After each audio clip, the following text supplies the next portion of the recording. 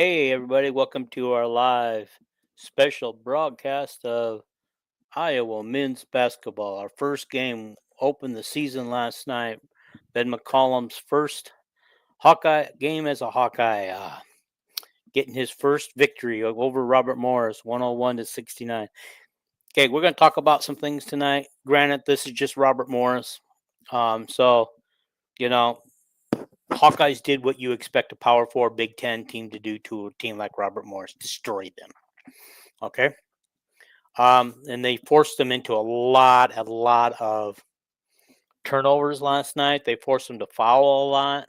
You'll see that I believe we went to the line 44 times, 36 of 44 to the line 44 times, and I think we turned them over 23 times. So, Iowa scored a lot of points off of turnovers last night. At one point, I didn't think we'd even get to 101, but it's nice because, who says that you can't have a high-powered offense, and have a high-powered defense at the same time?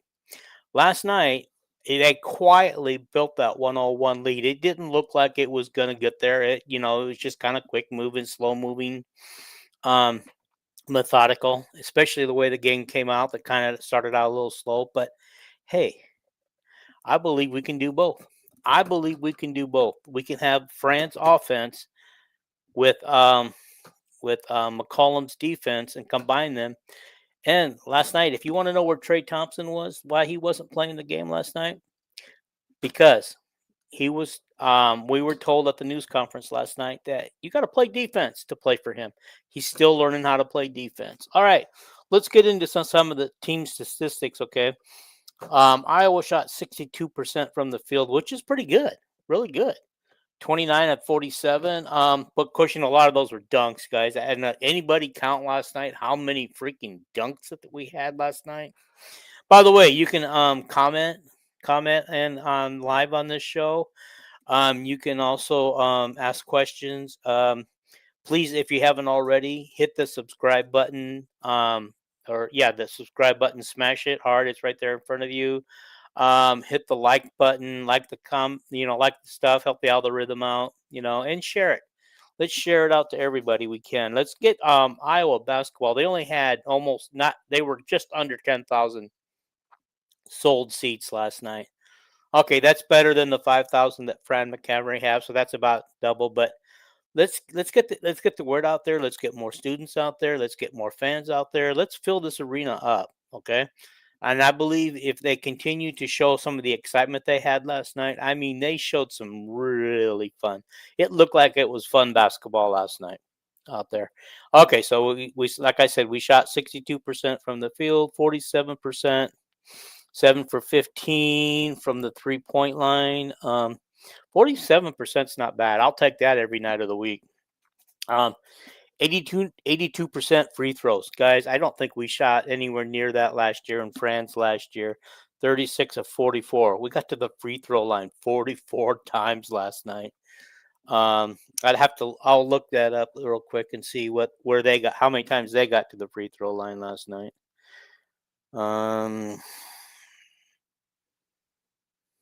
Okay, let me bring it up here.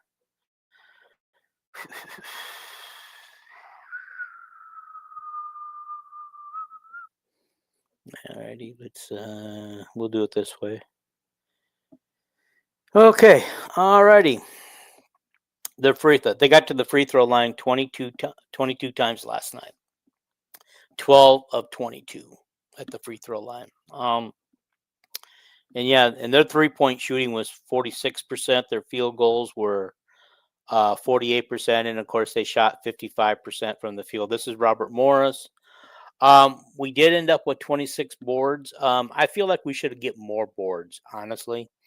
But, we are kind of playing a typically short team, and I'll be curious to see when we get into Big Ten play against some of the taller teams, how we're going to do in the rebound department, because I just oh gosh, 26. I mean, we did out rebound them. They had 25, but we had 10 offensive boards, 16 defensive boards. So that's good. We gave ourselves 10 extra chances off the offensive boards and 16 on defense. So yeah. They They created 23 turnovers. We only created 11. I mean, we only had 11. They had 23. They only had 5 steals compared to our 11 steals. They had 14 assists compared to our 21 assists. Really, with all the dunking going on last night, I kind of like it. It kind of reminds me of the old alley-oop days, where they just threw the ball up to the net and somebody went and just shoved it through. But I was surprised to see Sturts. I think he dunked the ball. Koch, I can't remember if he dumped the ball, but we know. Oh yeah, so we know that. Oh yeah. Tavian Banks. Okay, guys, it's gonna take me a while to get used to these new names. Okay, but let's just go through what every one of them did. Can Manuel was one of the starters at forward, but he only played 13 minutes. And he wasn't in foul trouble. He only had 2 fouls. Okay, so yeah, 3 for 7 from the field. Didn't no 3-point attempts. 4 from 5 for the 3-point line. I mean, from the free throw line. He had 10 points. One of 6 players to have double figures. He had 1 steal, plus 5 while he was in the game. Cooper Koch, guys, we've been waiting over a year for this guy because he was injured last year, wasn't able to play, and he showed us last night his talent. He really did. 3 from 5 from field goal range. 1 from 2 from the 3-point land. 1 for 1 on 3-pointers. He had a total of 5 boards, 2 fouls, 8 points. Yeah, isn't it crazy? We had 6 people in double figures last night, and he was a starter at forward last night, and he didn't. He had 3 assists, 1 turnover, and he was a plus 20 while he was in the lineup. Tavian Banks, this guy's exciting to watch, guys. God, he's exciting. 6 from 7, and I know a lot of them were dunks from the field goal range. 2 from 5 from 3-point land, was he? No, I'm sorry. He didn't even try a 3-pointer. 4 total rebounds, 3 personal fouls, 17 points. So he's our second leading scorer on the team last night. 2 turnovers, 2 steals. So his turnovers were nullified by his steals. And 1 block shot, it looks like. Okay. Bennett Sturts. This is going to be our All-American or our All Big Ten guy. He didn't disappoint last night. 6 for 10, 2 for 5 from the 3-point land, 5 for 6 from free throws. Looks like he had 1 personal foul, and he played almost all the minutes except for the last 4 minutes. 19 points to lead scorers, 6 assists, 4 turnovers, 4 steals, a plus 31 while he was in the game. And so he was perfect at one point during the game last night. I think he was perfect when he had scored up to 15 points, and then he was hitting and missing on his last two scores to get his total from 15 to 19. But I believe when he was at 15 points, he was perfect. He hadn't missed a shot yet. And then our final starter at guide, Isaiah Howard, who showed me some things. 2 for 3, 0 for 1, 6 from 8 from the free throw line. These guys are pretty decent free throw shooters. Gosh, guys. Only one guy missed more than 2 free throws. Everybody else missed either 1 or 2 or nothing. Okay. Did I say Sturts? Okay, Isaiah Howard, he had 10 points, 2 assists, and plus 27 while he was in the game, and 1 steal. Alvaro Folgueras. Forgive me if I'm mispronouncing that name. Okay. He had 11 points. His field goal percentage was 4.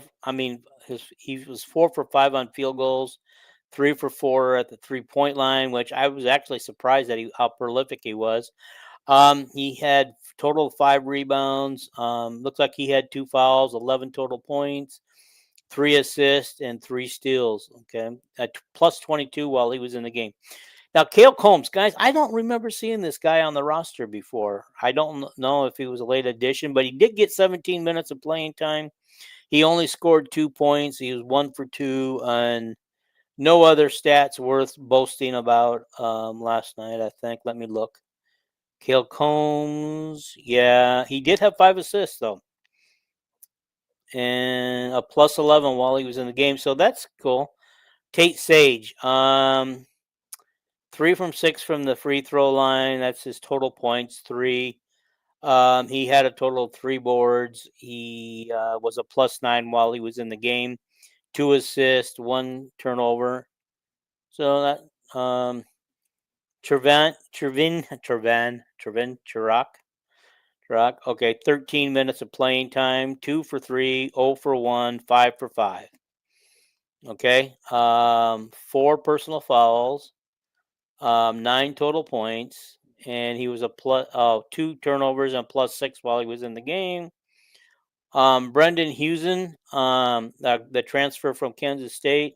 I thought we'd see more of him. He had 14 minutes, 1 for 3, 1 for 2, 7 for 7 at the free throw line.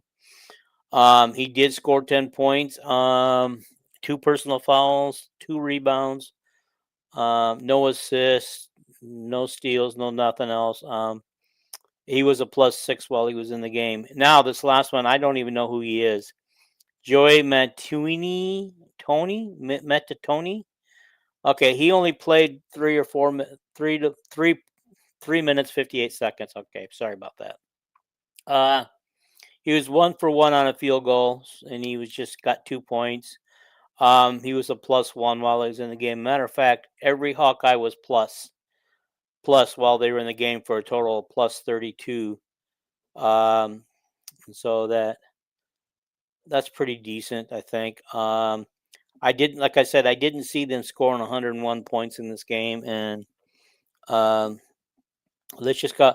They have Western Illinois coming up. I think it's Western Illinois. Let me look.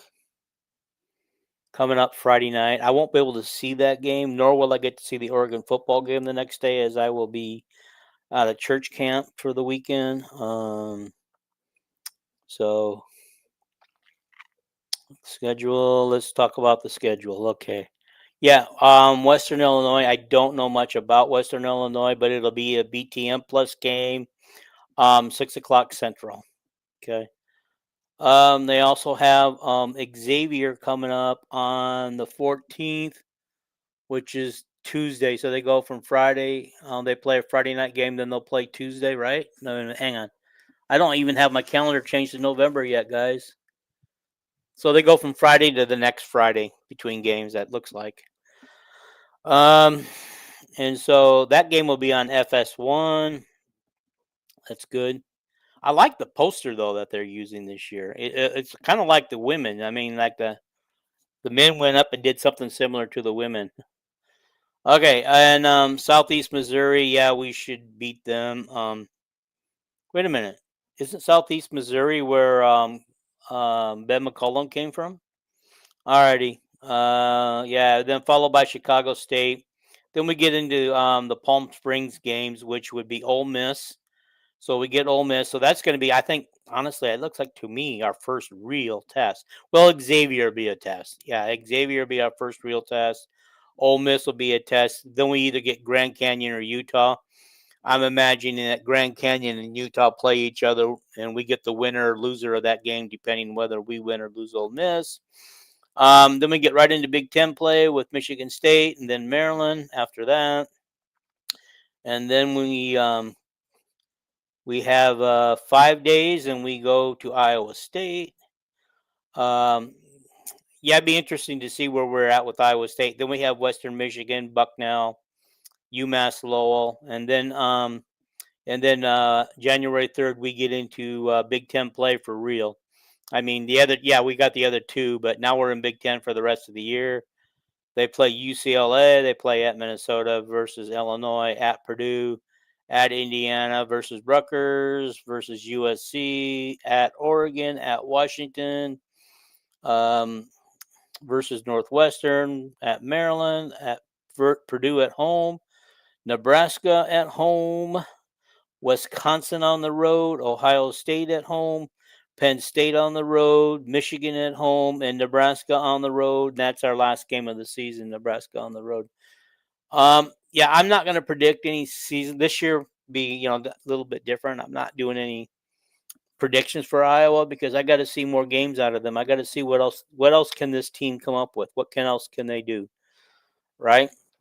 But man, I will tell you that I'm really impressed with the Manuel. I'm impressed with Sturts. Played just like I kind of expected him to, like we all said he would.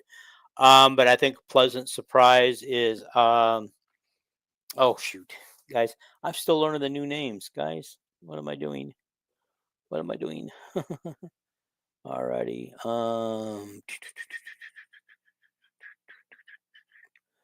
Yeah. Okay. So, still learning names, guys. I'm still learning names. Okay. Yeah. I mean, I was kind of like testing myself last night watching this, because like right now with the women, I can tell this, with who the women are, by their numbers and who they look like and everything. And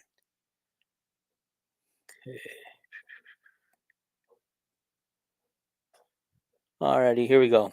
Okay. Okay, so the pleasant surprise was Tavian Banks for me. Cooper Koch, I didn't know what we were going to get out of him. I wasn't even sure he would be allowed to play. Fulgaris is a pleasant surprise. Brendan Husen, I don't know how much we're going to see of him. Like I said, I was told that he'd have to play defense better to get more playing time. But he got in where Trey Thompson didn't get in because we were told last night that Trey Thompson is not ready because he's not playing defense yet. So McCollum said in his interview last night, he goes, as soon as he starts playing defense, he will play. So I guess you can teach defense, okay? Somebody said that just had to come naturally. You have to get defenders. And so, anyhow, guys, what a great start to the season. I'm not going to get super excited. I'll see what we do after Xavier. Once we play Xavier, I'll have a better handle on this team. But hey, we're off to a great start and 1-0. And so it's going to be a fun year. And so thank you for watching. I appreciate you guys watching. Thanks. Bye. Yeah, I'm gonna end this stream, right? All right, guys, go Hawks and go Hawks this weekend. We've got the men playing Western Illinois on Friday. The women playing the women I know play on Sunday. And of course we got the men's Oregon playing Oregon on football on Saturday. Let's get to these games, guys. Let's support these guys. Let's show them that we care. I know that the women have a lot of support right now and a lot of love and a lot of fans. Yeah, we play Evansville. Molly Davis is coming home.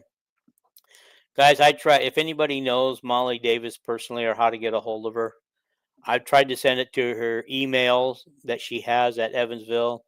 I really want to get her on game week interview this week before Evansville comes to town. So if somebody can hook me up with Molly for an interview, I'd appreciate it. She's ghosted me. She's not responding to my emails that I have sent. I've sent a couple, so I don't want to bug her anymore. But man, I would love to get her on here and get her perspective coming home to play in front of her. I mean, to help coach her team in front of her former home team and her home crowd and stuff. But anyway, that's Molly Davis's homecoming, and I won't get to watch that game, so I'm really sad. So anyway, guys, it was fun, and so yeah, catch the women on. Then we play on the 13th of November. We play Drake. The women play Drake, so they're getting right into it. Drake followed by UNI and Baylor and Miami, all in a row, 4 in a row. Man, that can't be a tougher 4-game schedule than that. I know they got tougher games coming up, but boy, UNI and Drake back to back. I mean, that's always tough when they play Drake and UNI. And you can't, Baylor and Miami coming up. Then I think we get a few breaks in there before we get to UConn. Yep, there's UConn. UConn not till December 20th. Okay, and Iowa State on December 10th. Okay. All right. This was a lot of fun, guys. Thank you. And I appreciate you watching. If you lasted this long, don't forget to hit the subscribe button, a like button, leave some comments, and please share.